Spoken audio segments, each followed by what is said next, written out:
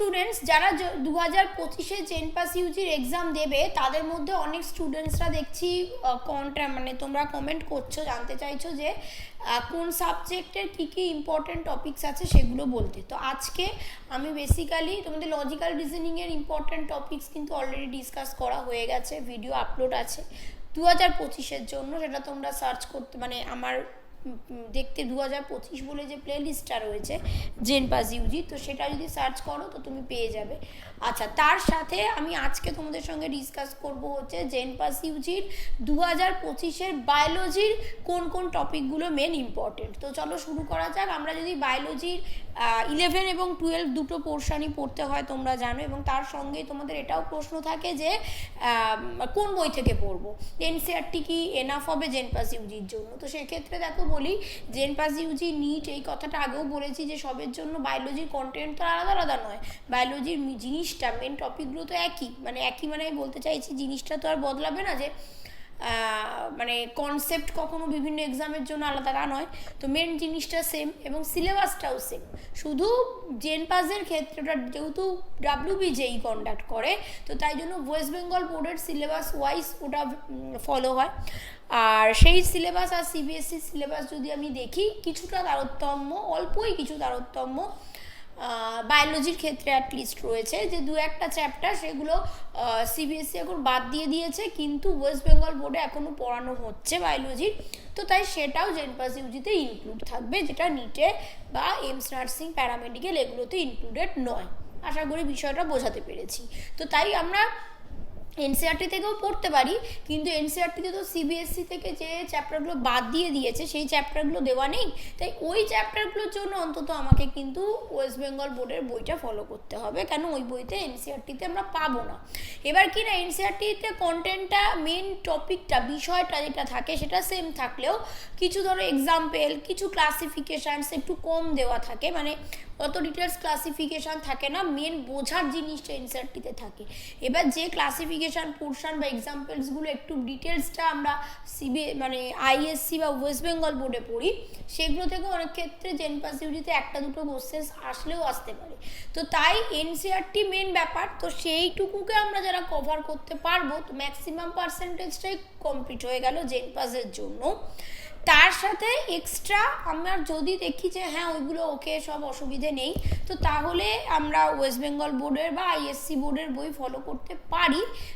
ওই যদি এক্সট্রা কিছু কোশ্চেন্স ওরকম আসে তাহলে যেন করতে পারা যায়, মানে ওই ধরো এক্সাম্পল রিলেটেড বা ক্লাসিফিকেশান রিলেটেড যদি কিছু ওরকম ডিটেলস কোশ্চেন্স আসে একটু মানে বেশি ডেপথে, তো তাহলে যেন সেটা করতে পারা যায়। এই জন্য যদি আমার এনসিইআরটি রেডি থাকে পুরো, তাহলে আদার্স আমি ওয়েস্ট বেঙ্গল বোর্ড বা ISC বোর্ডের বইগুলো দেখতে পারি।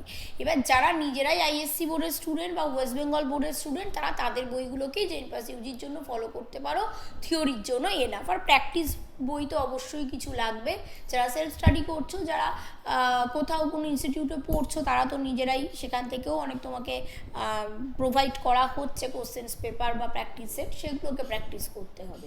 এবার যদি বলি যে মোস্ট ইম্পর্টেন্ট চ্যাপ্টার্স কী জেন পাস ইউজির, তো সেক্ষেত্রে বলি যে সবসময় যে কোনো এক্সামসই তুমি দাও না কেন বায়োলজি রিলেটেড, সবসময় বেশি ফোকাসে থাকবে হলো আমার জেনেটিক্স পার্ট, মানে জেনেটিক্স পার্টই সবসময় মেন ফোকাসে থাকবে, সেটা এইটা বলে নয়, ঠিক আছে? যে কোনো তুমি বায়োলজি রিলেটেড যাই এক্সাম দাও না কেন, তাতে জেনেটিক্সে মেন মানে পার্সেন্টেজটা ক্যারি করে।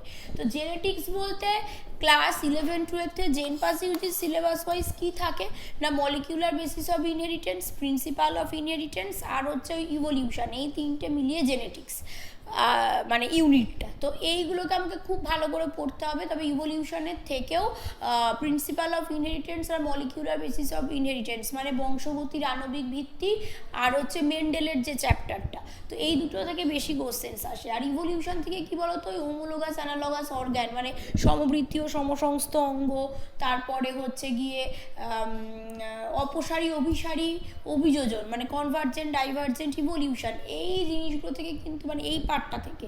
তারপরে হচ্ছে ভ্রূণতত্ত্ব, থিওরি অফ রিক্যাপিচুলেশন, বায়োজেনেটিক সূত্র যে পার্টটা আর কি। তো এইগুলো মানে এভিডেন্স, ইভলিউশনারি এভিডেন্স যেটা, তারপর হার্ডি-উইনবার্গ ইকুইলিব্রিয়াম, এই জায়গাগুলো থেকে কিন্তু যদি ইভলিউশনের কোশ্চেন্স আসে তো এখান থেকে বেশি আসে। আর ল্যামার্ক ডারউইন ওই পার্টটা থেকে আসে। তারপর ধরো বলতে পারো ইউরে মিলার এক্সপেরিমেন্ট, এই জায়গাগুলো থেকে, প্রোটোসেল, কোয়াসারভেট, ওই সব কনসেপ্ট থেকে এইগুলোর কোশ্চেন্স বেশি ইভলিউশন থেকে আসে। আর তার জেনেটিক্সের যে আরও দুটো চ্যাপ্টারের কথা বললাম, মানে মলিকিউলার আর প্রিন্সিপাল, ওইগুলো তো যে কোনো পার্ট থেকে যে কোনো কোশ্চেন্স আসতে পারে। ক্রসগুলো খুবই ইম্পর্টেন্ট, মানে ওই ডিজিজগুলো আর কি, যেগুলো ক্রস করতে দেয়, যে পিতামাতার এরকম বলে তাদের সন্তানের কত পার্সেন্ট কী হতে পারে, মানে বর্ণান্ধ, মানে কালার ব্লাইন্ডনেস বা হিমোফিলিয়া, তারপরে ধরো ওই Down syndrome, Turner syndrome, Klinefelter syndrome, thalassaemia, sickle cell anaemia, এইরকম বিভিন্ন যে ডিজিজ পোর্শনগুলো আছে তার থেকে যে ক্রসগুলো আসে ওইগুলোর কোশ্চেন্স প্রচুর আসে। ড্রসোফিলার কোশ্চেন্স আসে। তারপর মেন্ডেলের যে ব্যতিক্রম যেগুলো রয়েছে, ইনকমপ্লিট ডমিনেন্স, কো ডমিনেন্স, মানে সহপ্রকটতা, অসম্পূর্ণ প্রকটতা, এই জায়গাগুলো থেকেও কিন্তু অনেক কোশ্চেন্স আসে। তো এই ইউনিটটাকে আমাকে ফোকাসে রাখতে হবে। এবার এই ইউনিটের পর এর সঙ্গে ইন্টারলিঙ্কড আর একটা ইউনিট যদি আমি বলি, এর সাথে ইন্টারলিঙ্কড আরেকটা ইউনিট আমি যদি বলি, সেটা হচ্ছে কি, তোমরা নিজেরাই হয়তো বুঝতে পারছো, সেটা হচ্ছে বায়োটেকনোলজি। তো বায়োটেকনোলজির চ্যাপ্টারটাও কিন্তু ভালোই ইম্পর্টেন্ট। আজকাল বায়োটেকনোলজির থেকেও অনেক কোশ্চেন্স আসছে। তো আমাকে জেনেটিক্স, বায়োটেকনোলজির এইগুলোকে ইকুয়ালি ইম্পর্টেন্স দিই, এবং দুটোই ইন্টারলিঙ্কড চ্যাপ্টার। তো আমাকে সেভাবে রেডি করতে হবে কিন্তু, যাতে করতে পারা যায়। তো এটারও 12-এর পোর্শন তোমরা জানো। তো এই দুটো পোর্শন হয়ে যাওয়ার পর তোমাকে হিউম্যান রিপ্রোডাকশানটাতে বেশি জোর দিতে হবে। হিউম্যান রিপ্রোডাকশান বলবো না, হিউম্যান ফিজিওলজি। মানে আমি যদি ইউনিট ওয়াইজ বলি তাহলে বায়োটেক, জেনেটিক্স দুটো হলো, দেন থার্ড আমাকে জোর দিতে হবে হলো হিউম্যান ফিজিওলজির উপর। এবার হিউম্যান ফিজিওলজিটা সব চ্যাপ্টারই বুঝতে পারছো যে চলে আসছে 11th-এ, শুধু তার মধ্যেই আমি হিউম্যান ফিজিওলজির মধ্যেও ইনক্লুড করে নিতে বলছি হিউম্যান রিপ্রোডাকশানটা, রিপ্রোডাক্টিভ হেলথটা, তো হিউম্যানের মধ্যেই চলে গেল। ঠিক আছে?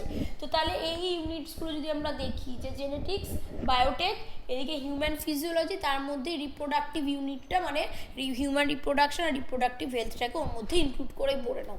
তো তাহলে এই তিনটে ইউনিটকে আমাকে সবার আগে ভালো করে রেডি করলাম। তারপর বাকি যা যা রয়েছে, মানে 11 আর 12-এ যা যা ইউনিট পড়ে রয়েছে সবগুলো থেকেই কিন্তু ঘুরিয়ে ফিরিয়ে কোশ্চেন্স দেয়। এবার কি কি ইউনিট তাহলে রয়ে গেল দেখো। ক্লাস 11th-এর যদি আমরা দেখি, প্ল্যান্ট ফিজিওলজি রয়ে গেল, সেলের ইউনিটটা রয়ে গেল, ফার্স্ট ইউনিটটা রয়ে গেল, আর হচ্ছে কি 5টা তো মোট ইউনিট থাকে ক্লাস মানে 11th-এ, হিউম্যান ফিজিওলজি, প্ল্যান্ট ফিজিওলজি, সেলের ইউনিট, ফার্স্ট ইউনিটটা living organism, living world, biological classification, plant kingdom, animal kingdom, এগুলো। আর একটা থাকে হচ্ছে তোমার ওই anatomy of, morphology of flowering plant, anatomy of flowering plant, আর হচ্ছে তোমার ওই টিস্যুর যে চ্যাপ্টারটা, যেটা পুরোপুরি এখন বাদই অনেকটা হয়ে গেছে, ফ্রগ, ককরোচ, ওই জায়গাগুলোকে পড়তে হয়। তো এই যে জিনিসটা, মানে আমি যদি হিউম্যান ফিজিওলজি বাদ দিয়ে ক্লাস 11th-এর পোর্শনটাকে দেখি, সেগুলো সবই ইকুয়ালি ইম্পর্টেন্ট। মানে কোনোটা খুব বেশি আসে, কোনোটা খুব কম আসে, এরকম না, ঘুরিয়ে ফিরিয়ে কোশ্চেন্স প্রতি বছরই একটা দুটো করে তোমরা পাবে। ঠিক সেই রকমই 12-এর আমি যদি জেনেটিক্স আর বায়োটেক বাদ দিয়ে ওদিকে হিউম্যান ফিজিওলজির মধ্যে ধরো আমি রিপ্রোডাকশন, হিউম্যানটাকে ঢুকিয়ে দিয়েছি, তাহলে পড়ে রয়েছে কি, ওই রিপ্রোডাকশন ইন ফ্লাওয়ারিং প্ল্যান্ট, মানে সেক্সুয়াল রিপ্রোডাকশন ইন ফ্লাওয়ারিং প্ল্যান্টটা রয়ে গেছে।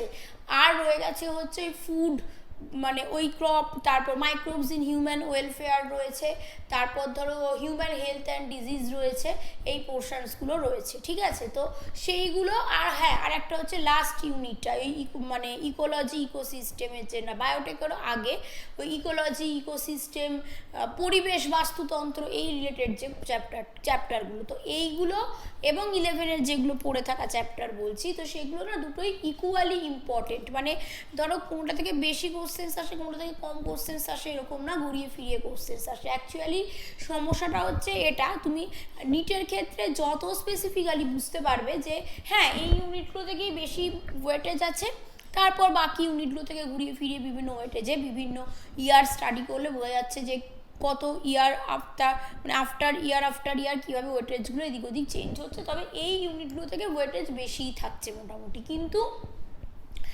কোশ্চেনের সংখ্যা যেহেতু বেশি, কিন্তু তোমরা নিজেরাই জানো যে জেন পাস ইউজিতে মাত্র 20খানা কোশ্চেন্স আসবে।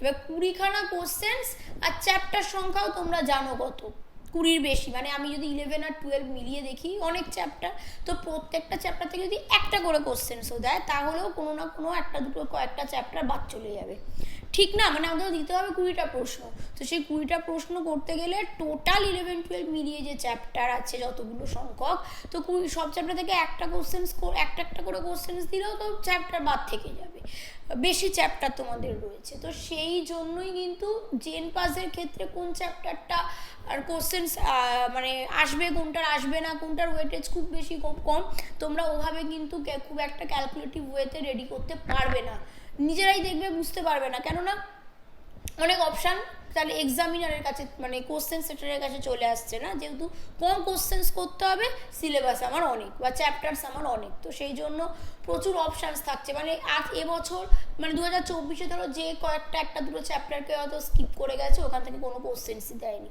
তো হতেই পারে ওই কটা চ্যাপ্টার থেকেই এবছর কোশ্চেন্স বেশি পিক করলো, ঠিক আছে? বা হতেই পারে ওই চ্যাপ্টারগুলো ট্রেন্ড বজায় রেখে সেই চ্যাপ্টার থেকেই এবারও কোনো কোশ্চেন্স এলো না, তো সেটা তো তুমি বুঝতে পারছো না যে এবছর কি করবে, যেগুলো থেকে কোশ্চেন্স দেয়নি বা কম দিয়েছিল ওগুলোরই কোশ্চেন্স বেশি দেবে, না যেগুলোর কোশ্চেন্স মানে কি বলা যেতে পারে অ্যাভয়েড করেছিল সেইগুলোই এবার দেবে না।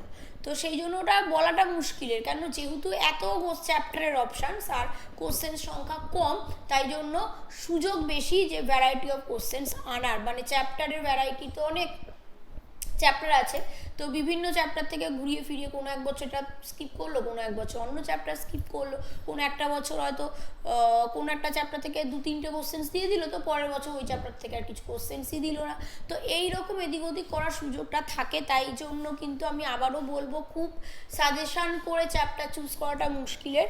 তুমি ধরো দুটো কি 3টে চ্যাপ্টার বাদ দিয়ে চলে গেছো, আর সেই চ্যাপ্টার থেকেই কয়েকটা কোশ্চেন্স এসছে, মাত্র তো কটা কোশ্চেন্স আসবে, সেখান থেকে যদি 2-4টে বাদই চলে যায় যে আমি পড়েই যাইনি, তাহলে সিলেকশন হওয়া সত্যিই কিন্তু চাপের আছে, কারণ এত হাই লেভেলের কম্পিটিশান এখন জেন পাস ইউজির ক্ষেত্রেও হয়।